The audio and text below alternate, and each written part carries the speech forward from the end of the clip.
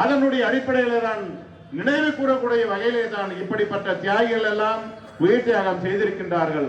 அவர்களை நினைவுபடுத்தக்கூடிய வகையில் தான் இந்த வீர வணக்க பொதுக்கூட்டம் என்பது தமிழகம் முழுவதும் திராவிட முன்னேற்ற கழகத்தினுடைய சார்பிலே நடைபெறக்கூடிய கூட்டம்.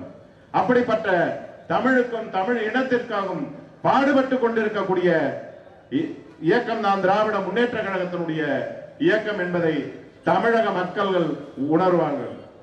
ஆனால் இப்பொழுது பார்த்தீங்கன்னா தேர்தல் வருகின்ற நேரம். இதுக்கு முன்னெல்லாம் நம்ம பாத்தீங்கன்னாக்கா அனைத்து இந்திய அண்ணா திராவிட வீர வணக்க பொதுக்கூட்டம் என்பது இருக்காது.